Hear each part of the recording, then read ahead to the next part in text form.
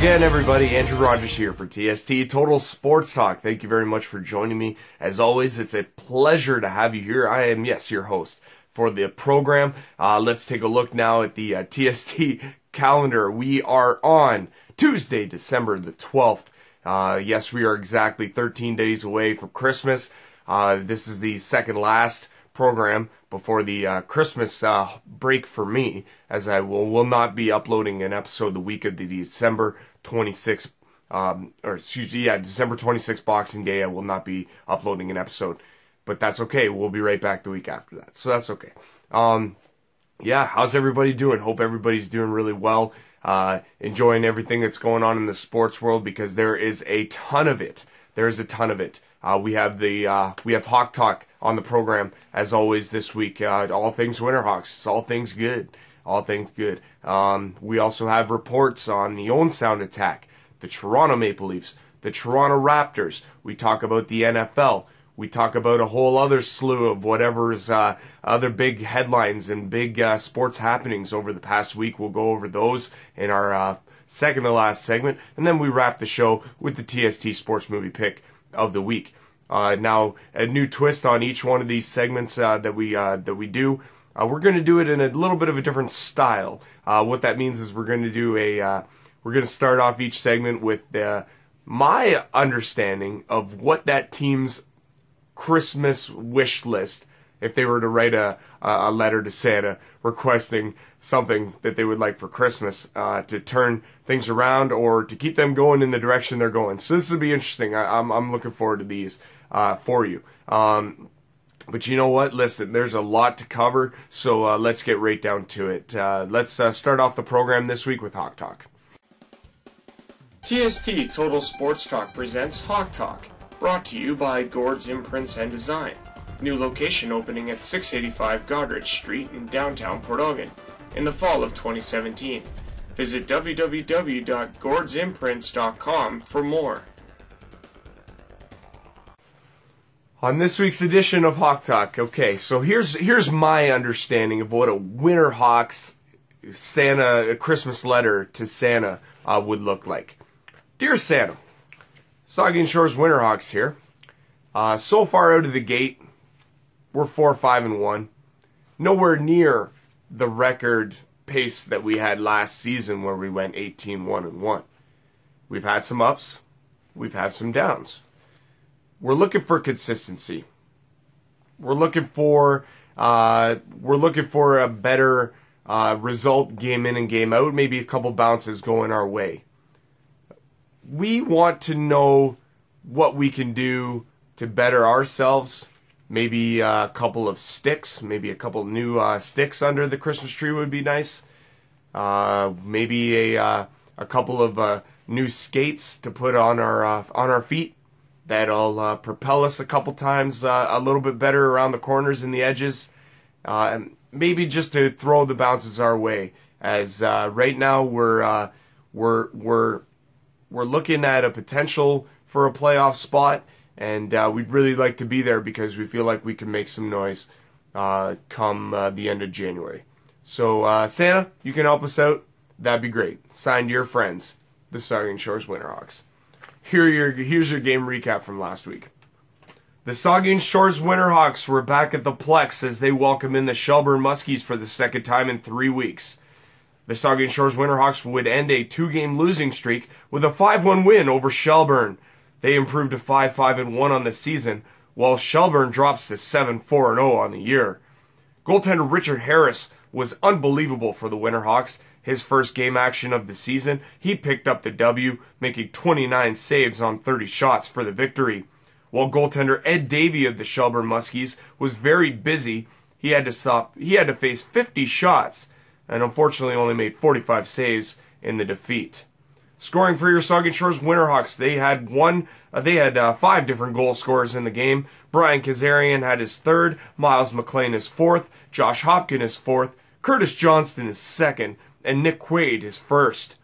Also adding assists were Kazarian, McLean, Hopkin, Lachlan Elder with 2, Chris Menard with 2, Connor Patton with an assist, Trent Hawk with an assist, and Alex Kuntz with an assist. Looking around the out of town scores over the past weekend, also on Friday, December the 8th, we had the Clinton Radars defeating the Petrolia Squires 7-4. The Shallow Lake Crushers down the Elora Rocks 5-4, and the Durham Thundercats defeated the Lucknow Lancers 7-2. On Saturday, December the 9th, we had the Huron East Centenaires double up the Tavistock Royals 8-4. It was the Ripley Wolves over the Lucknow Lancers 6-1. Shallow Lake Crushers win in their second in a row over the Shelburne Muskies 3-2. And then the Clinton Radars putting up a 10 spot on the Milverton four-wheel drives, Clinton defeating them 10-4. And we also saw some Sunday action in the WOAA as the Ripley Wolves down the Tilsonburg Thunder 7-6 in the shootout. A shootout was indeed. And then finally we had the Tavistock Royals over the Huron East Centenaires in a close one. 3-2 was the final there. Looking now at your WOAA AA Senior Men's League standings, the Clinton Radars lead the way at 11-0-0 on the season. They have 22 points. The Tilsonburg Thunder are at number 2. They are 10-2-2 on the year. They have 22 points as well. The Ripley Wolves are your number 3 seed, 10-2-0 on the year. The Durham Thundercats, number 4 at 8-3. The Shelburne Muskies at 7-5 are at number 5. The Petrolia Squires at 7-8 are number 6. The Shallow Lake Crushers are 6-8 on the year, good for 12 points there in the number 7 spot.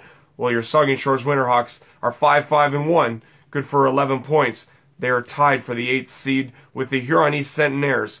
They are at 5-6-1, good for 11 points. The Tavistock Royals, Milverton four-wheel drives, the Lucknow Lancers, and the Elora Rocks round out your standings. Looking now at your Winterhawks leading scorers on the season, Trent Hawk with an assist on the weekend. He moves into he has the number 1 spot. 4 goals and 7 assists, good for 11 points. Chris Menard and Miles McLean are tied for second. 4 goals and 5 assists apiece, good for 9 points. And then it's a log jam from there. A lot of balanced scoring for the Winterhawks, as Andy Mitchell, Josh Hopkin, and Connor Patton all have 8 points, while Brent McDermott, Blake Underwood, and Lachlan Elder all have 7. So yes, the Saugeen Shores Winterhawks, they pick up a big victory. You know what though? They're 5-5-1 through 11 games. They have 9 games left on the schedule the rest of the way. And you know what? They're right there on the cusp of that playoff spot. But to see them improve their position in the standings would be very crucial at this point. As I say, you know what? Look out. So right now here on the program, we're going to go to switch over to the Saugeen Shores Winterhawks player profile for the week. My name is Andrew Fracz, and I reside in Southampton, Ontario. Playing on my pond, back where I grew up in Curtis. Yeah? What was so special about that? We had floodlights set up at night times, and I was able to skate out there till midnight on the weekends and such, so it was pretty fun. Just tripping over the blue line. Yeah. That currently happens all the time, though. But teammates ride you pretty good when it happens? Sure, a little bit. I guess the camaraderie with the teammates. Yeah. It's always a good time in the dressing room, just having a beverage afterwards and such. Sure. And just the bit of the competitiveness, always playing at this, I guess, a light level of that we can all play. So sure. Yeah. Former NHLer and Port Elgin native Brett McLean was drafted in the second round, 32nd overall in the 07 draft. Who took him? Pass. The Phoenix Coyotes is the answer. Phoenix Coyotes, okay. Which Canadian NHLer scored the golden goal in the 2010 Winter Olympics in Vancouver? Crosby, maybe? Crosby is the answer, yes. Which former NHLer had the nickname the Finnish Flash? Finnish Flash. Yeah. Teemu Selanne? Teemu Selanne is correct. Good Okay. job, buddy. Right on. How many senior men's championships have the Winterhawks won since 07-08? 4. 4 is the right answer. Wow. Good job, buddy. Jeez. Bruins captain Zdeno Chara has played for 3 teams in his career: the Bruins, Senators, and the team that drafted him. Which team was that? I thought it was the Senators.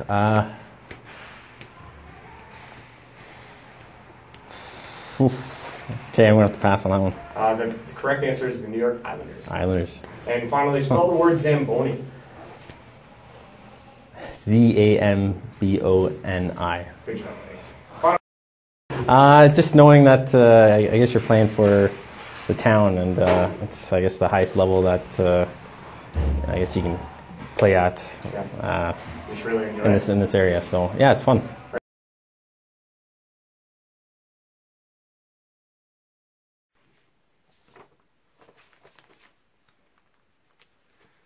Yes, so like I said, it doesn't get any easier for the Saugeen Shores Winterhawks. In fact, it gets their hardest test of the season comes this Friday, December 15th, as they welcome in the Clinton Radars, who are undefeated at 11-0. That is an 8:30 start at the Plex in Port Elgin. And they follow that up with it's a two-gamer weekend. On Saturday, December 16th, they are in Lucknow to face off against the Lucknow Lancers. That is a 7:30 start. It should be a victory for the Saugeen Shores Winterhawks in that one.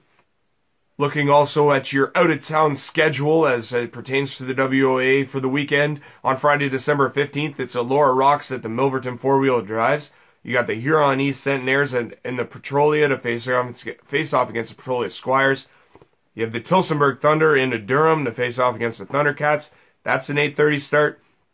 And as mentioned, Clinton at Saugeen Shores at 8:30. And then Saturday, December 16th, it's another four-game slate. The Shallow Lake Crushers are into Huron East to face off against the Centenaires in Seaforth. The Milverton Four-Wheel Drives are into Tavistock to face off against the Royals at 7:30. Saugeen Shores is at Lucknow, as mentioned, at 7:30. And finally, the Ripley Wolves are at Shelburne to face off against the Muskies at 8 o'clock, Saturday, December the 16th. This has been Hawk Talk for this week's episode of TST. We'll be right back.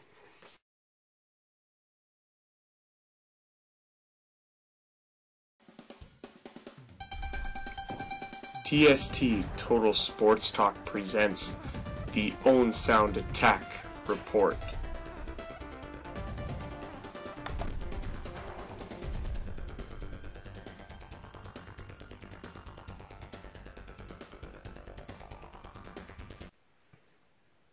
Welcome back to the program, everybody. Andrew Rogers here, TST, Total Sports Talk. Thank you very much for joining me. Hope you're enjoying the show thus far. We've reached the point in the show now where we talk about the Owen Sound Attack and their report. Like I say, let's start it off. What would be the Owen Sound Attack's Christmas wish letter to Santa at this time of year? I think it would go something like, Dear Santa, it's the Owen Sound Attack here. You know, your good buddies. We've done very well. You know, we've had some good seasons. We've had some good stretches. We're loaded with talent. Unfortunately, we've been decimated by the goaltending this season. And we find ourselves in a little bit of a losing streak here. We can't seem to hold the lead in the third period. I don't know if we're holding our sticks a little tight. I don't know if it's something we're not doing because we're getting tons of shots on net every night. But they're just not going our way. So here at Owen Sound Attack, we're looking to have some bounces go our way. We're looking for new stick tape to improve our grip on our sticks and really tighten down defensively and hold those leads that we jump out to. And any way you can help us out with that, maybe even if you could bless us with a new power acquisition to lead us down the stretch in the second half of the season, that would be greatly appreciated. And we'll do our best to stay out of the penalty box. Your friends, the Owen Sound Attack. The Attack were busy last week. Here are their game recaps. The Owen Sound Attack visited the Sleeman Center in Guelph to face off against the Guelph Storm for the third time in the last 2 weeks. And it was the Guelph Storm coming out on top of the Owen Sound Attack. 6-3 was the final. Guelph improving to 16-10, 1-2 on the year, while your Owen Sound Attack dropped to 13-11, 1-3 on the year. They have unfortunately lost 6 games in a row. Matt Guzda made 29 saves for the Attack in the loss, while Anthony Popovich was extremely busy. He stopped 42 in the victory. Sean Dursey, Jacob Friend, and Maxime Sushko would score for the Attack. For Dursey, his 14th. For Jacob Friend, his 2nd. And Maxime Sushko, his 15th. Adding assists in the game were Dursey with 1, Friend with 1, Matthew Struthers with 2, and Nick Suzuki with 1. For the Guelph Storm, it was Barrett Kerwin. After his hat trick in the last game between these two teams, he had a goal and an assist to lead the way. It was his 8th of the season. Meanwhile, Nate Schnarr, Liam Howell, Cedric Ralph, Ryan Merkley, and Mason Primo all added singles for the Guelph Storm as they defeat the Attack 6-3. Attack were back at the friendly confines of the Bayshore and Owen Sound, and they finally pick up a victory as they welcome in the Flint Firebirds, the last team in the Western Conference. 5-4 was the final in this one. The Attack improved to 14-11, 1-3 on the year, while the Firebirds dropped to 9-18, 3-0 on the season. Matt Guzda once again got the call, and he was the victor in this one, 21 saves for him, while goaltender Garrett Forrest of the Flint Firebirds stopped 29 in the loss. For the Attack on the score sheet, we had Aiden Dudas find it with a goal. They had 5 different goal scorers in this one. Maxim Sushko, Jonah Gadjevich, Matthew Struthers, and Dalen Grew also scoring. For Dudas is 15th, for Sushko is 16th, Gadjevich is 15th, Struthers is 8th, Grew is 5th. We also had Dudas and Sushko getting assists, while Jacob Friend and Sean Dursey added 3 and 2, respectively. For the Flint Firebirds, it was Jacob Collins, Maurizio Colella, Jake Durham, and CJ Clark adding singles for the Firebirds in a losing effort. Looking now at your Western Conference standings, the Sault Ste. Marie Greyhounds lead the way. They are at 26-3-2-0 on the year, good for 54 points. They haven't lost in quite some time. They are on quite the roll. The Kitchener Rangers slot in at number 2. They are 20-10-2-0 on the year, good for 42 points. The Sarnia Sting come in at number 3. They are 24-6-2 on the year, good for 50 points in the number 3 spot. The Windsor Spitfires at 17-11-2-0 are in the number 4 spot at 36 points. Meanwhile, the Guelph Storm at number 5, 16-11-1-2 for them, 35 points on the year. The Saginaw Spirit at number 6 are 15-11-3-0, while your Owen Sound Attack are at number 7, 14-11-1-3, good for 32 points, as are the London Knights. At 15-13-2-0, they are at 32 points as well. The Erie Otters find themselves on the outs, 10-16-4-1, good for 25 points. And then the Flint Firebirds at 9-18-3-0 in the 10th spot in the Western Conference.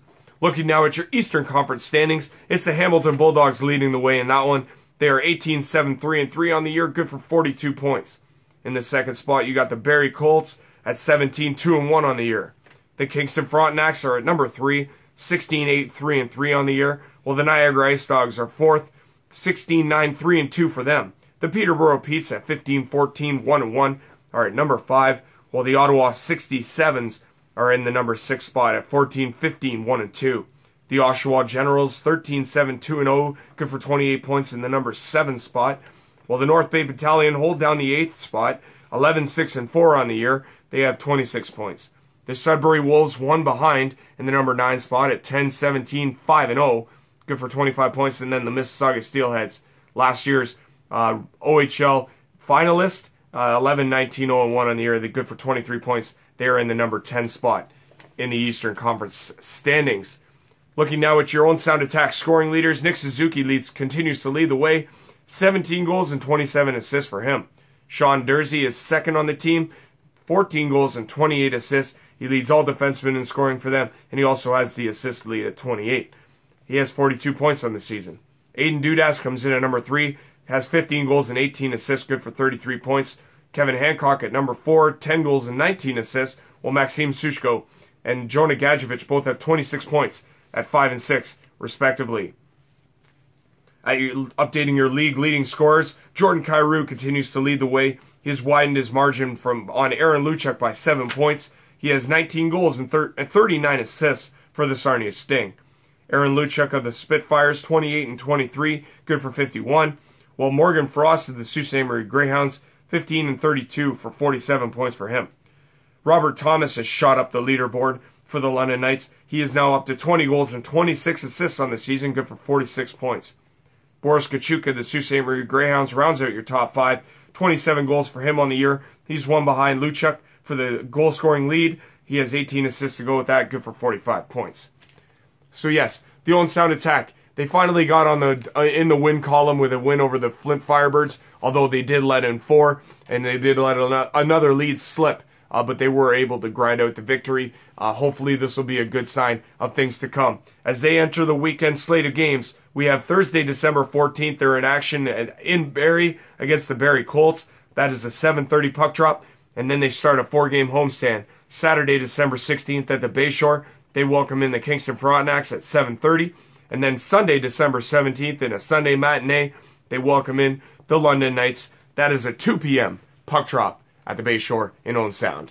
This has been your Owen Sound Attack Report. We'll be right back after this.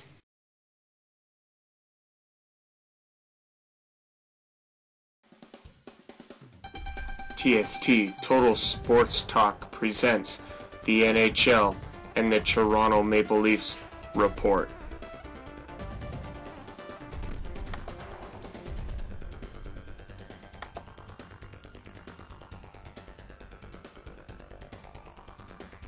Welcome back to the program, everybody. Andrew Rogers here, TST Total Sports Talk. Hope you're enjoying the program thus far. Thank you very much for joining me again. As always, we've reached the time in the program where we talk about the Toronto Maple Leafs.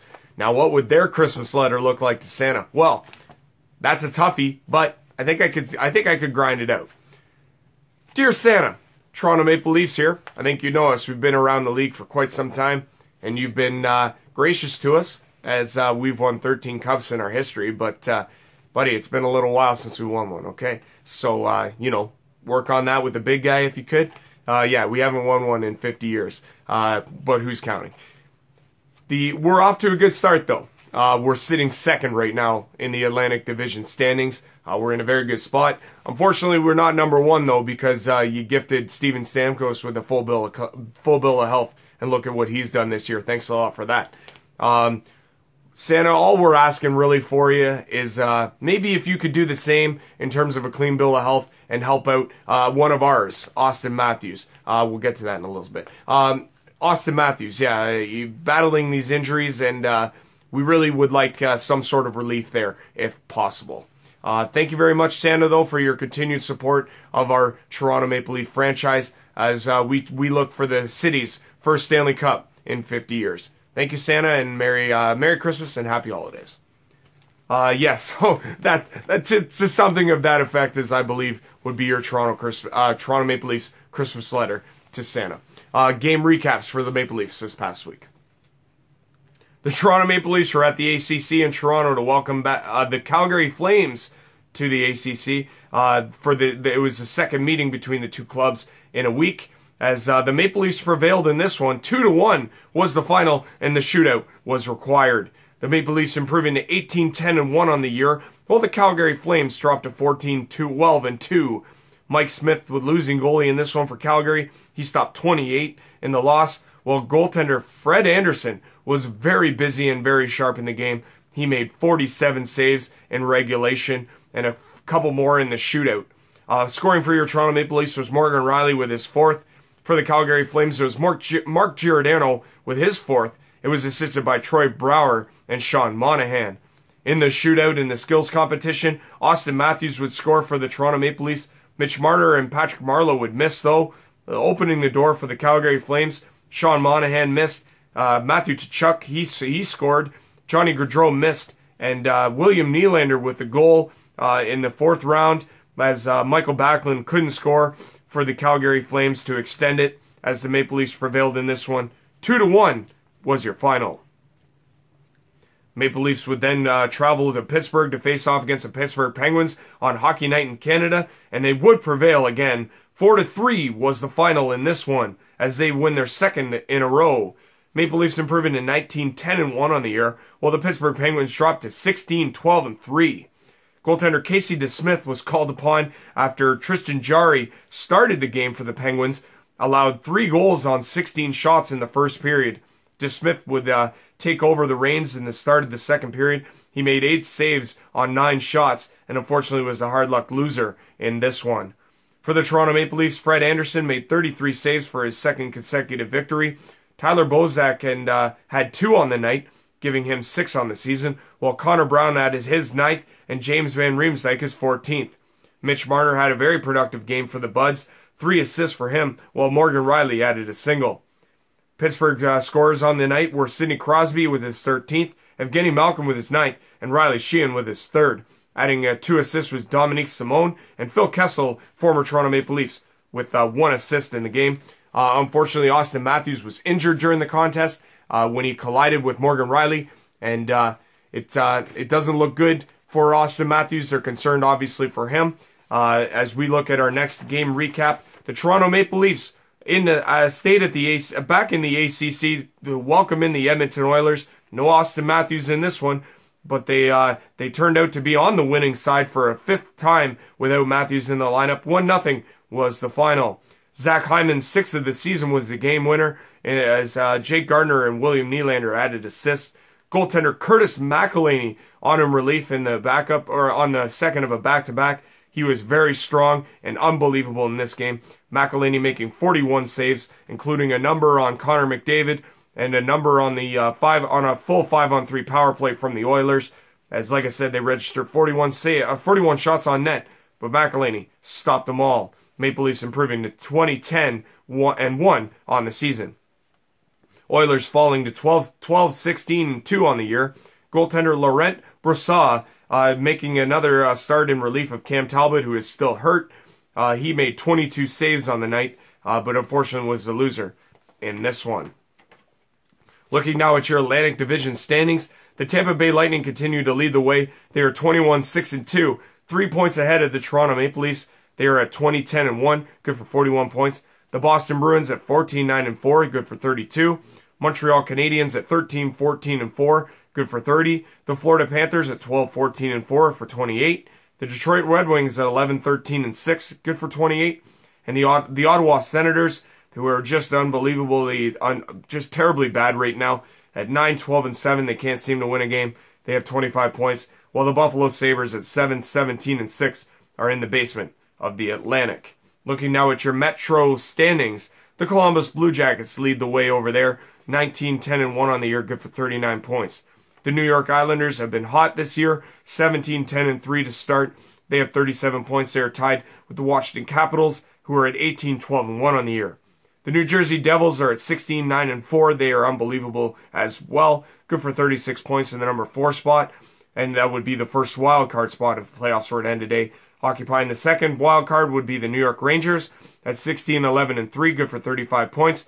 They are also they have the Pittsburgh Penguins at number 6 at 16-13-3, good for 35 points. The Philly Flyers and the Carolina Hurricanes both share identical 11-11-7 records. They each have 29 points apiece. Looking now at your Central standings over in the Western Conference, we have the St. Louis Blues leading the way at 21-8-2. They have 44 points on the season. The Winnipeg Jets slot in at number 2. They have been unbelievable this year. 18-18-5 on the year, good for 41 points.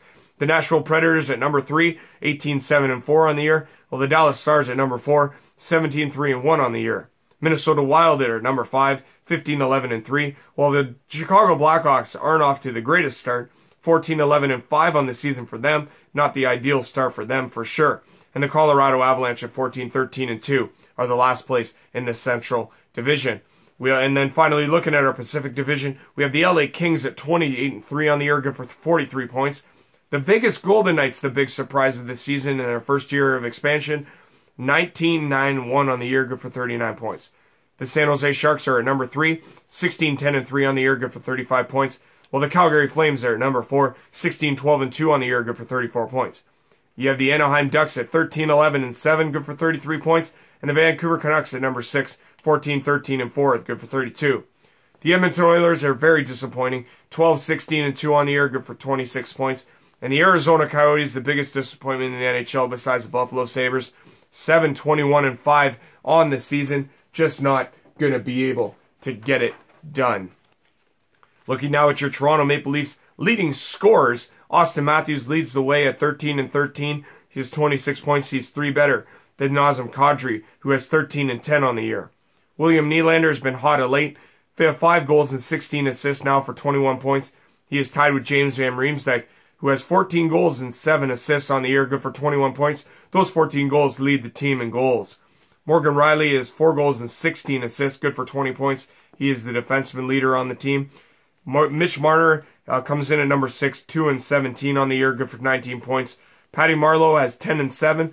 Jake Gardner 2-13. Zach Hyman 6-9. And Connor Brown 9-5. Looking now at your league leaders, Steven Stamkos and Nikita Kucherov, the best 1-2 punch in the NHL by far, statistic-wise anyways. For Stamkos, he has 12-30 on the season, good for 42, while his teammate Nikita Kucherov has 20-21, good for 41. Anze Kopitar of the LA Kings, 16-22, good for 38, while Blake Wheeler has 8-30 on the season, good for 38. Phil Kessel is at number 5 with 15-22, good for 37. There's a logjam there as Braden Shen, Johnny Gaudreau, and Jakub Voracek all have 37 points. Mark Scheifele of the Winnipeg Jets and Jaden Schwartz of the St. Louis Blues, both with 14-21, good for 35 points on the season. So yes, the Toronto Maple Leafs, they've won 3 in a row. They're looking good. They're on the upside. They're 3 points behind the Tampa Bay Lightning. That's who they're catching in the Atlantic Division standings. As we look now at your upcoming Maple Leaf schedule for this week, Tuesday, December 12th, they are in Philadelphia to face off against the Flyers on the beginning of a 3-game road trip. That is a 7 p.m. puck drop from Philly. They follow that up Thursday, December 14th in Minnesota to face off against Minnesota Wild. That's an 8 p.m. start. And then it's a back-to-back. Friday, December 15th, they're in Detroit at the Little Caesars Arena. It's a 7:30 puck drop in Detroit in that one. No Saturday game for the Toronto Maple Leafs this week. That's a rarity, probably because they want the focus and attention on the outdoor game between the Ottawa Senators and Montreal Canadiens that goes down this Friday as part of NHL 100 Classic. That is going to be epic, for sure, to say the least. Between two great Canadian teams, Montreal and Ottawa. This has been your Toronto Maple Leafs report. We'll be right back after this.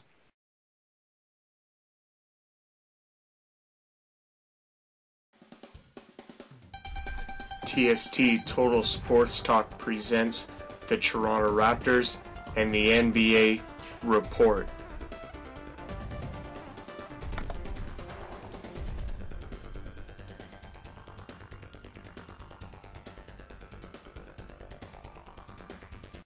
Welcome back to the program, everybody. Andrew Rogers here for TST Total Sports Talk. Thank you very much for joining me. As always, hope you've enjoyed the program thus far. We turn now to the Toronto Raptors and the focus on them. Toronto Raptors, if they were to write a letter to Santa, what would it look like? Something to this effect, maybe. Dear Santa, Toronto Raptors here. You know us well. We've been in the league some time now. Over the last few years, Santa, it's been kind of unfortunate for us. We've had great seasons. We've set records. We've set all-time highs. But unfortunately, we always seem to run into the same problem where we face LeBron James and the Cleveland Cavaliers each year in the final, in the playoffs, and they eliminate us. We just can't seem to get by them, Santa, and we don't really know what to do with that. We're off to a good start this year, and we're really happy with our upswing. We really appreciate everything that you gave DeMar DeRozan last year under his tree because he's playing ungodly right now for us. However, if it's not too much trouble, what we'd really like to do is maybe is tighten up defensively and keep that going. What we'd like to do is also keep the pace on the offense, as we've been unbelievable when it comes to scoring. It's considering we're third right now in points per game in the NBA. But what we would like to do is maybe try and avoid LeBron James in the playoffs should we get there. Thank you a lot for your consideration, Santa, and Merry Christmas and Happy Holidays from your friends at the Toronto Raptors. That's what I think it would look like. Now, Raptors were very busy. They had 4 games on the schedule last week. Here's your game recaps. At the ACC in Toronto, it was the Raptors taking on the Phoenix Suns. And the Raptors were victorious in this one. 126-113 was the final. For the Phoenix Suns, they dropped to 9-17 on the year, while your Toronto Raptors improved to 15-7. DeMar DeRozan and Kyle Lowry both shared the way, 20 points apiece for them. DeMar adding 8 assists, while Lowry adding 10. Serge Ibaka was very good, 19 points and 6 rebounds for him, as 7 Toronto Raptors scored in double figures. Devin Booker scored 19 points and added 8 assists in the losing cause for the Phoenix Suns in this one. Raptors were then in Memphis to take on the Memphis Grizzlies. They would be victorious in this one. 116-107 was the final. Raptors improving to 16-7 on the year, while the Grizzlies dropped to 8-17. DeMar DeRozan once again led the way, 26 points for him, 7 rebounds. Serge Ibaka added 21. Kyle Lowry with 16 and 8 assists, while Fred VanVleet had 12 points and Norman Powell with 9. Tyreek Evans had a game-high 27 in the loss for the Memphis Grizzlies, while Marc Gasol, much criticized Memphis Grizzlies player who's been requested who's been in much trade talks of late, also linked to the Toronto Raptors, 20 points and 7 rebounds for him in the losing cause for the Memphis Grizzlies. Raptors continuing their road trip was with a visit to Sacramento to face off against the Sacramento Kings, and they would be victorious once again in this one. Their 6th straight victory, 102-87, was the final. Raptors improving to 17-7 on the year, while the Sacramento Kings dropped to 8-17. DeMar DeRozan led the way once again, broken record there. 25 points for DeMar, 9 assists on the game, while Serge Ibaka had 20. Kyle Lowry with 15 and 12 rebounds, while CJ Miles added 11, and Jonas Valanciunas with 9 points and 8 rebounds to help lead the Raptors to victory. Zach Randolph of the Sacramento Kings, he led their team in scoring with 19 points and 11 rebounds in a losing cause. As like I say, the Kings dropped to 8-17. They're very disappointing in the West. Finally, the Raptors wrapping up they have another on the road game, their 3rd of 4. They were in LA to face off against the Clippers. Then the Raptors saw their 6-game winning streak come to an end with a 96-91 setback at the hands of the Clippers as the final. In this one, Raptors dropped to 17-8, while the LA Clippers improved to 10-15. For the Raptors, it's their first time in 12 games that they have failed to score at least 100 points. Jonas Valanciunas led the Raptors with 23 points and 15 rebounds. DeMar adding 17, Serge Ibaka with 17, Lowry with 14, and CJ Miles with 13. Coming back to haunt his old club was Sweet Lou Williams, 17 points and 5 rebounds to lead the Clippers, while Montrezl Harrell had 17 points, Austin Rivers with 15, DeAndre Jordan 14 and 17 rebounds for the big man in the victory for the Clippers. Looking now at your conference standings in the respective conferences, we have the Eastern Conference standings. The Boston Celtics continue to lead the way. They also have the best record in the NBA at 23-6. The Cleveland Cavaliers at 19-8 are 3 games behind. The Raptors slot in at number 3 at 17-8. They are 4 behind. Milwaukee Bucks at 15-10. Indiana Pacers at 16-11. The Washington Wizards are at 14-12. Same with the Detroit Pistons. The New York Knicks and Miami Heat and the Philadelphia 76ers all at 13-13. The Brooklyn Nets at 10-15 and number 11. The Orlando Magic at number 12, 11-17 on the year. The Charlotte Hornets at 10-16 are at number 13. The Chicago Bulls at 6-20 are in the number 14 spot, as well as the Atlanta Hawks, also 6-20. They are both 15.5 behind the Celtics. Turning now to your Western Conference, it's the Houston Rockets leading the way. They are at 21-4 on the year. A half game back of them are the Golden State Warriors at 22-6. The San Antonio Spurs' 19-8 record has them 3 behind, while the Minnesota Timberwolves are at 16-11, good for 6 games back of the Rockets in the number 4 spot. You have the Denver Nuggets at number 5 at 14-12, the Portland Trailblazers at 13-13 in number 6, New Orleans Pelicans at 14-14, 8.5 back in number 7. You have the Utah Jazz in number 8, 13-14 on the year, 9 games back. The Oklahoma City Thunder at number 9 at 12-14, 9.5 back. The two Los Angeles teams at the 10-11 spot, both at 10-15, 11 games behind. You have the Phoenix Suns at 9-19, Sacramento at 8-18, Grizzlies at 8-19, and the Dallas Mavericks at 7-20 are in the last spot in the Western Conference. So yes, the Toronto Raptors, they saw their winning streak come to an end, unfortunately, but you know what? They are playing great basketball of late. They're scoring a ton of points. Like I said, they sit 3rd in the NBA in points per game. It's unbelievable what they're doing. They just need to be able to stay more consistent, obviously, but you know, in a good spot. They're 3rd in the Eastern Conference. Up next for your Toronto Raptors, Wednesday, December 13th, they are in Phoenix to face off against the Phoenix Suns. That's a 9 p.m. tip-off to wrap up a 4-game road trip.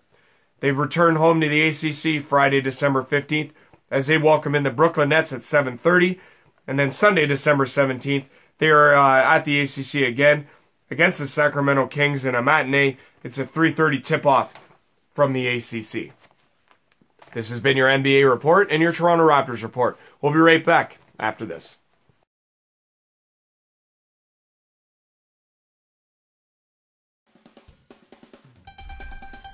TST Total Sports Talk presents the NFL Report.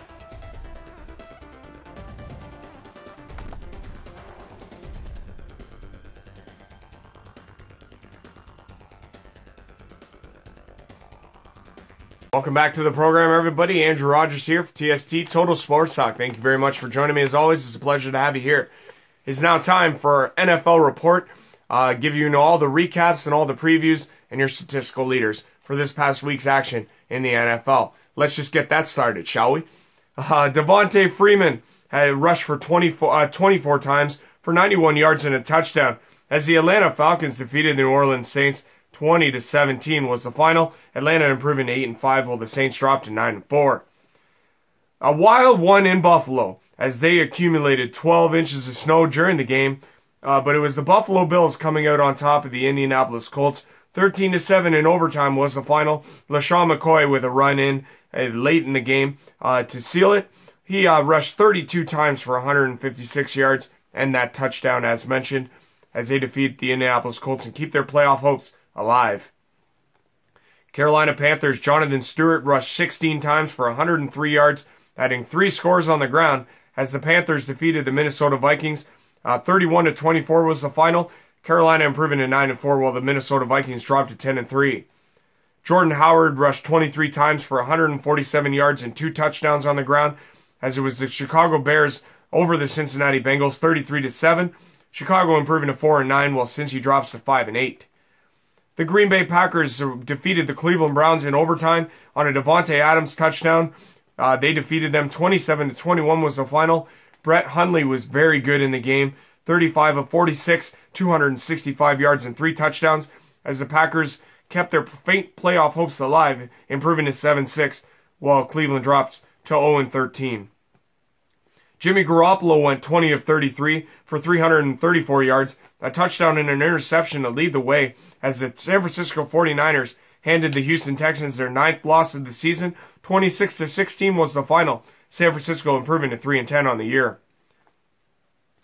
In an AFC West tilt, the Kareem Hunt rushed 25 times for 116 yards and a touchdown, easily his best performance in weeks, as Kansas City improves to 7-6 on the year.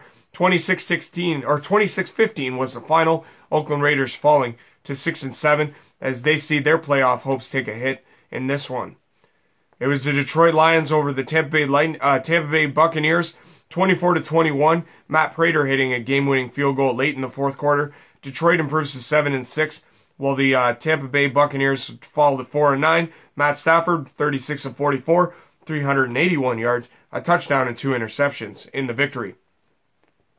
The Dallas Cowboys had Dak Prescott had one of his best games. Dak threw 20 of 30 for 332 yards and 3 touchdowns as they upended the New York Giants and Eli Manning, who returned to the helm.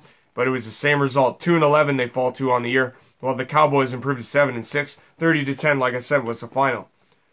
The Arizona Cardinals used 4 field goals from Phil Dawson, the longest coming from 47, as they defeated the Tennessee Titans 12-7 in a stunner.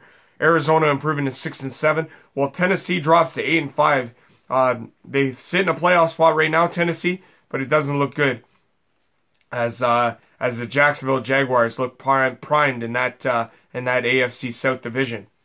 The Denver Broncos shut out the New York Jets 23-0 was the final. Denver improving to 4-9 on the year, while the Jets fall to 5-8. Their playoff hopes are all but dead at this point. Demaryius Thomas was good in the game, 8 receptions for 93 yards and a touchdown. Jets obviously feeling the loss of Josh McCown, who had to leave this game. He suffered a broken hand in the loss. The LA Chargers rode a huge day from Tyrell Williams, 4 receptions for 132 and a touchdown, as the Chargers defeated the Washington Redskins 30-13. They are 7-6 on the year. They are tied with the Chiefs for the lead in the AFC West. The Jacksonville Jaguars stunned the Seattle Seahawks. 30-24 was the final. Jacksonville improving to 9-4, and Seattle dropping to 8-5. Leonard Fournette was over 100 yards, 24 rushes for 101, and a touchdown for him in the victory for Jacksonville. The Philadelphia Eagles defeated the LA Rams 43-35. The LA Rams dropped to 9-4, while the Eagles at 11-2 clinched the NFC East with the victory. Carson Wentz went 23 of 41 for 291 yards and 4 touchdowns before having to leave the game with a knee injury. He was replaced by Nick Foles, and unfortunately, after the game, it was revealed that Carson Wentz has indeed torn his ACL. He will miss the rest of the season. It is Nick Foles from here on out for the Eagles. The Pittsburgh Steelers defeated the Baltimore Ravens in a crazy Sunday night matchup. 39-38 was the final. Another Chris Boswell late-game field goal sealed it for the Steelers. 11-2 they improve on the year, and they clinch the AFC North Division. The Baltimore Ravens slipped to 7-6.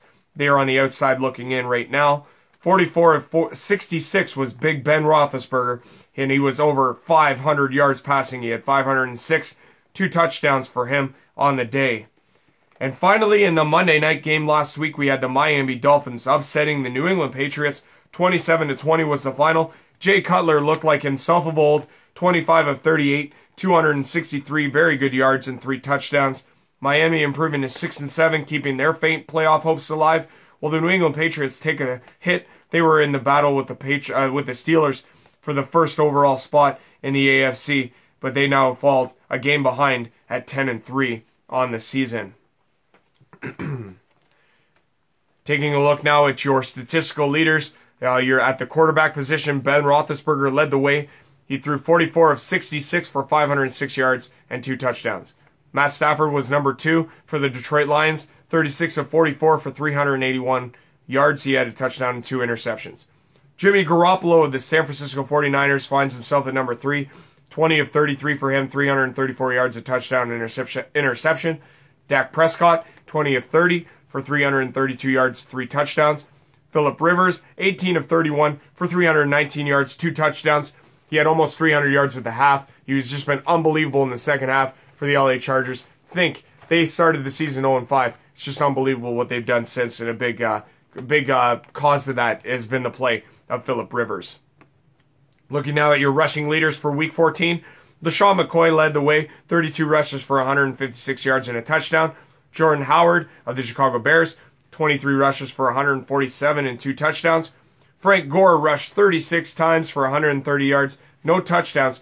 Him and LaShawn McCoy had to rush the ball, though, with all the snow on the ground in Buffalo. For the 36 was an all-time, like a career high for Frank Gore. It was his highest rushing total in quite some time.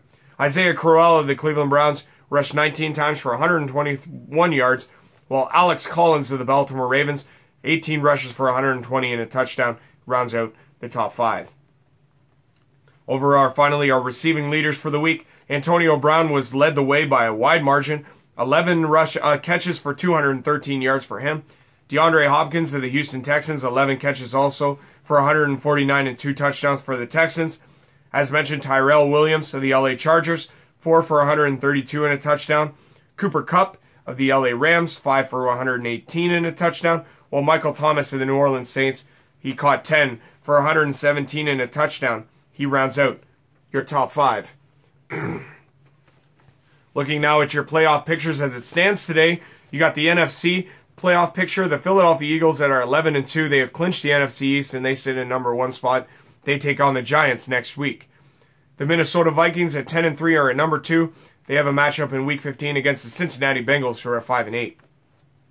The LA Rams are in the number 3 spot, 9-4 on the season for them. They have a very awesome matchup in Week 15 against the Seattle Seahawks at 8-5. As of right now, they would get number 6 Atlanta in the if the playoffs were to end today. Well, the LA Rams would get them. And the New Orleans Saints at 9-4 are at number 4. They take on the New York Jets in Week 15, who are at 5-8. They would take on the number 5 Carolina Panthers in an NFC South, an NFC South matchup. There, it would be a dandy for sure. Carolina is at 9-4 on the season. They are number 5. They take on the Green Bay Packers who are at 7-6 on the season. They look to have Aaron Rodgers in the lineup, Green Bay, for the first time since he went down with a broken collarbone. On your bubble now for the NFC, you have the Seattle Seahawks at 8-5. They take on the 9-4 Rams in Week 15. The Detroit Lions at 7-6 take on the Chicago Bears at 4-9. The Green Bay Packers at 7-6 are into Carolina to face off against the Panthers at 9-4. You have the Dallas Cowboys at 7-6 into Oakland to face off against the 6-7 Raiders. That's on Sunday Night Football. And Arizona at 6-7. They take on the Washington Redskins at 5-8. Arizona with a very faint shot at making the postseason in the NFC. Looking now at your AFC playoff picture, the Pittsburgh Steelers lead the way by a game over the New England Patriots. They have clinched the AFC North Division, and they will face the New England Patriots at home next week in Week 15. Patriots at 10-3, and the Pittsburgh Steelers at 11-2. This will go a long way in determining home field advantage in the AFC throughout the playoffs. The biggest surprise on the year has to be the Jacksonville Jaguars. At 9-4 on the season, they are in the number 3 spot. They take on the Houston Texans at 4-9 next week. They would face the number 6 Buffalo Bills if the playoffs were to finish today, who are at 7-6. Your number 4 seed right now is the Kansas City Chiefs at 7-6. They have a date with the LA Chargers in Week 15, who are also at 7-6. This could go a long way to determining the champ in the AFC West Division. They would face the number 5 Tennessee Titans if the playoffs were to end today. Titans at 8-5 on the season. In the number 5 spot, they take on the San Francisco 49ers on Sunday at 3-10 on the year in Week 15. And then you have the Buffalo Bills at 7-6. They are into Miami to face off against the Dolphins at 6-7. Buffalo and Miami face each other twice in the final 3 weeks of the season. Looking at your bubble in the AFC, you have the Baltimore Ravens at 7-6. They face off against the winless Browns in Week 15 at 0-13. The LA Chargers and the Kansas City Chiefs, as mentioned, both at 7-6. The Oakland Raiders at 6-7 against the Dallas Cowboys on Sunday Night Football, who are at 7-6. And you have Miami at Buffalo, 6-7 versus 7-6. Looking ahead now at your Week 15 schedule, as mentioned, there was a couple games there that we're looking at that could be amazing games on the schedule.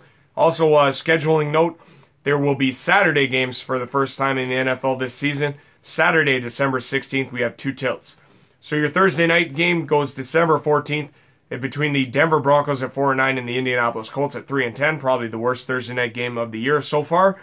Then you got the Chicago Bears 4-9 at the Lions at 7-6. That goes at 4:30 on the 16th of December.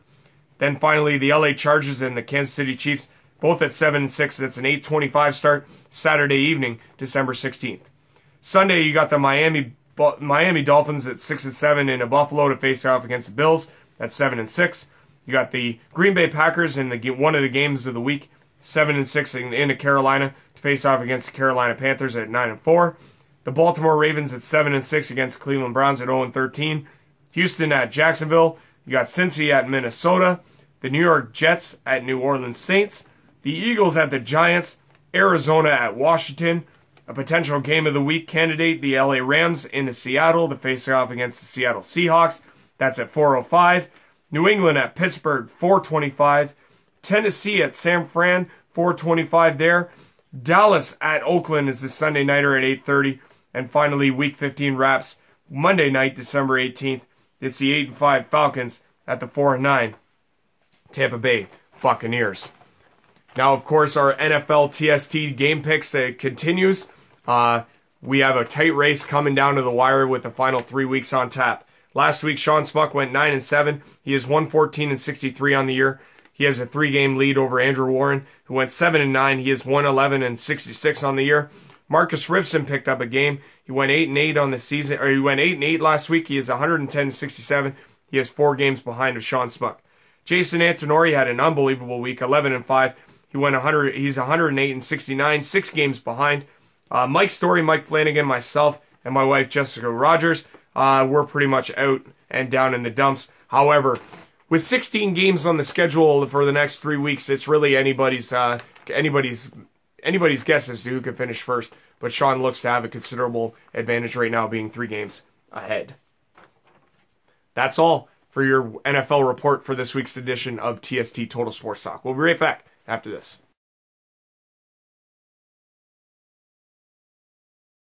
Welcome back to the program, everybody. Andrew Rogers, your host. TST Total Sports Talk is the name of the program. Thank you very much for joining, watching, and continuing to support the program. It's been very good so far. I've actually quite enjoyed these episodes of late.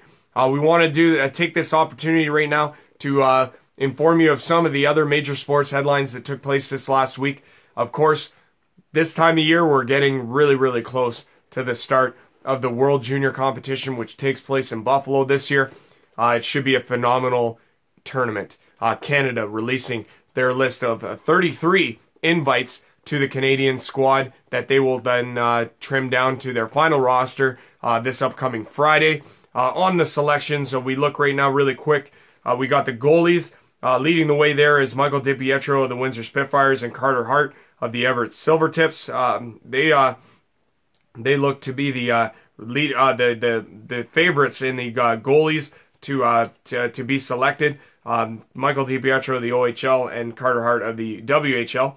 On defense, we got Jake Bean of the Calgary Hitmen, WHL. And we're filled with WHL guys here as Cal Clegg is there, Cal Foote, Josh Mahura, and Cal Macker. We got Logan Stanley of the Kitchener Rangers in the OHL. He's a big standout there. Recently also, Canada getting a big boost as they learned that Victor Mete of the Montreal Canadiens would be loaned to the club for their tournament. He comes in, and he should be a staple on the blue line for the Canadian squad. And leading the way for your forwards, it's made up of quite a few different players here. Some of the big names we got is Alex Formenton, we got Cody Glass, we got Boris Kachuk, Jordan Kyrou, Michael McLeod, we got Taylor Radish, Robert Thomas of the London Knights. We also got some Owen Sound Attack flavor here, as Owen Sound Attack forwards Nick Suzuki and Jonah Gadjevich were also selected from your OHL's Owen Sound Attack. They should be a great crop of players here that Team Canada will choose from. The camp will run from December 12th through to the 15th in St. Catharines. The World Juniors will then take place in Buffalo from December 26th to January the 5th. Canada's first game of the tournament comes Boxing Day, December 26th. It's a 4 p.m. matchup against the Finns. Other headlines. UFC star in the women's division, former champion and former dominant star in the UFC, Ronda Rousey, looks to be making the jump from the octagon to the squared circle as she is finalizing a deal to become a staple in the WWE. It would just be unbelievable. They've been talking about this since she made an appearance at WrestleMania a few years back alongside Dwayne "The Rock" Johnson. And you know what? They've been wanting this for a long time, and it looks like that's finally going to come to fruition. Any wrestling fans out there, man, they got to be pumped for this one. Ronda Rousey possibly heading to the WWE.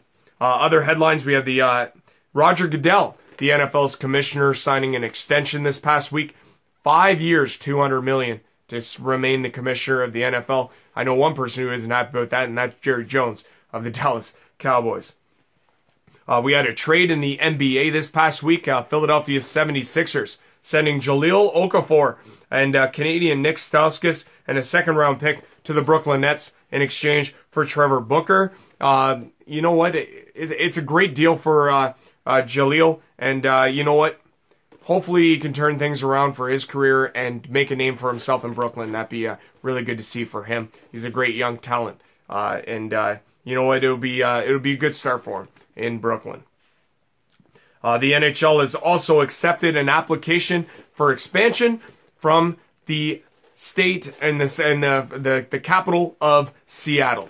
Seattle's been making waves of late, and they have put an application in for expansion, which the NHL has accepted, and we'll see right now. They've accepted that application, but nothing is set in stone as to whether or not this will come and follow through.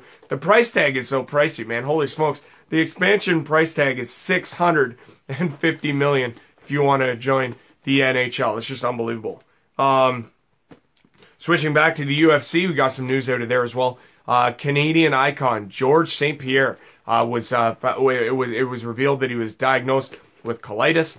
Very unfortunate for George, and unfortunately because Dana White has come out and said that George St. Pierre will not fight due to his condition for the foreseeable future, which means he did have to vacate the title that he won from Michael Bisping at his return at UFC 217. He will vacate that middleweight championship. Unfortunate for George St. Pierre, as you know what, he looked unbelievable in that fight, but now unfortunately he's been dealt a little bit of a setback here. But he looks through. He'll recover. He'll bounce back. George St. Pierre, what a fighter, what a guy. Also, you can't talk about sports headlines unless you talk about this. You know what? I've been a supporter of the Toronto Blue Jays for a long time, but I'm honestly thinking about jumping ship and the farthest place out of the American League East, because the Toronto Blue Jays will lose at least 19 games next year, and that's every time they face the Yankees, because they just acquired Giancarlo Stanton from the Miami Marlins. Yes, Giancarlo Stanton, the same National League reigning champion. The National League MVP, Giancarlo Stanton, the guy who hit 59 home runs and 130 plus RBIs, that Giancarlo Stanton, the same one that's owed $295 million over the next 10 years, that Giancarlo Stanton, yes, that same Giancarlo Stanton. He's going to be paired with Aaron Judge in the batting lineup. Yeah, you think I want to be a pitcher that night? No. It's unbelievable. It's unbelievable that the Yankees of all teams are the ones that acquire him. Like the Yankees need him. You know what I mean? Like, come on. Yes, so Miami, they get Starlin Castro from the Yankees. Okay, fine. And prospects Jorge Guzman and Jose Devers. These guys must be phenomenal. I don't know. I mean, come on. It's a starter, subpar, and two prospects for the best player in the National League. I don't get it. Okay, fine. But the Yankees are also taking on $35 million of his salary. The Yankees are taking on $35 million. Okay, fine.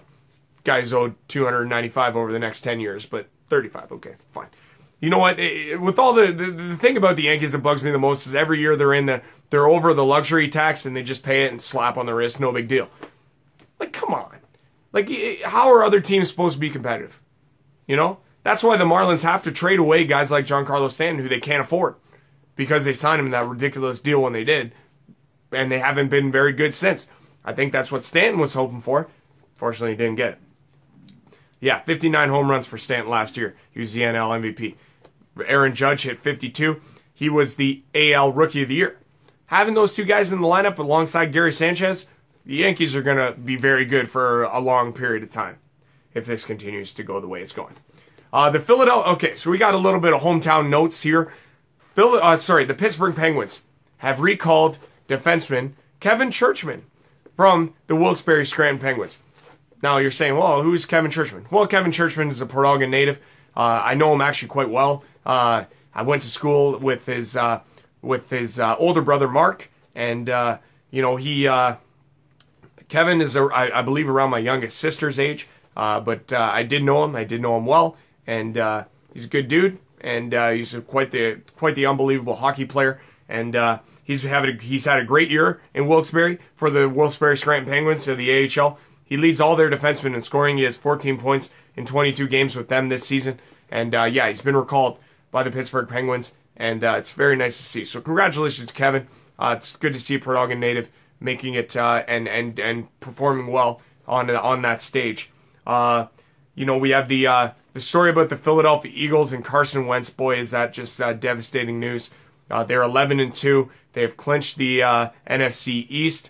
And they've had an unbelievable year, and he was a good solid candidate for MVP in the National Football League this year, but his season is cut short as he tore his ACL, and he will miss the rest of the season. Just absolutely devastating for him.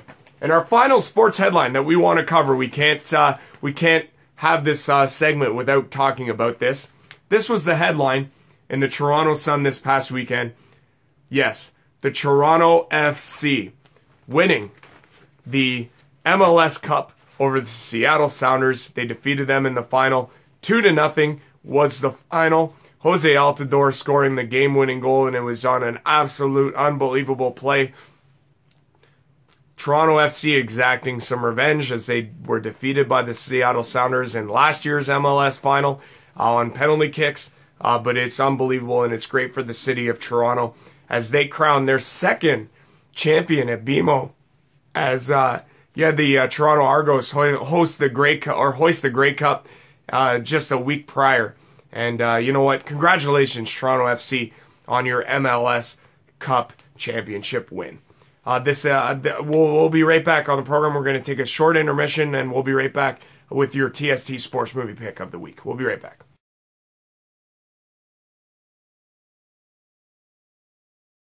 Welcome back to the program, everybody. Andrew Rogers, TST Total Sports Talk. Thank you very much for joining me. As always, it's been a pleasure to have you here. Thank you again for joining me and continue to watch. Without further ado, our TST Sports Movie Pick of the Week. This week's selection, since we were covering the UFC and the news and notes that were going on there, especially with WWE and Ronda Rousey, we've chosen the hilarious slapstick comedy Ready to Rumble. This is the story of Jimmy King, and he was played by Oliver Platt. He's just an unbelievable talent, Oliver Platt, and he's plays Jimmy King, who's fighting in a power struggle to regain the the WCW Heavyweight Championship as it follows his path and his buddy's path as they worship Jimmy King. That's David Arquette, and he also stars in it as they try and get Jimmy King his title back as he's in a power struggle with Titus St. Clair, the owner of WCW. And it's an unbelievable movie. It's actually it's pretty terrible, as it has been often referenced as the movie that killed WCW, since they actually in reality let David Arquette hold the WCW title belt, which is kind of silly if you ask me, but I digress.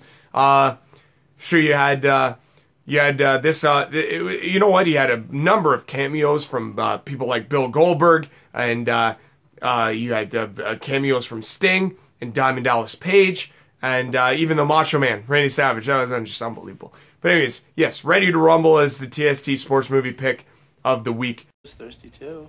Oh, I'll get you a refill. No, don't sweat it. Guys are moron. Nah, come on, I feel bad. Hey, Gordy? Yeah? Why does it look like you have your finger in your butt? 'Cause it do.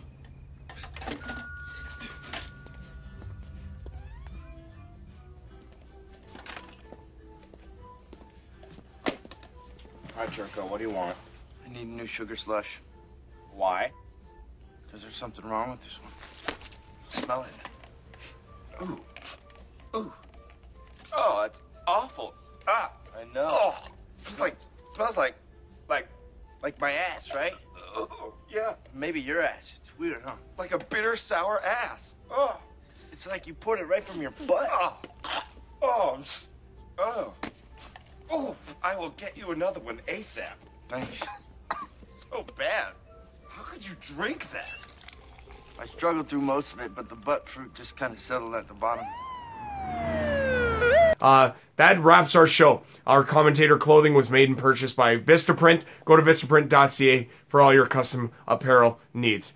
For this week's episode, Andrew Rogers signing off, saying we'll see you again next week. We only got one episode left, and there's 13 days left till Christmas. Take care, folks, and stay safe out there.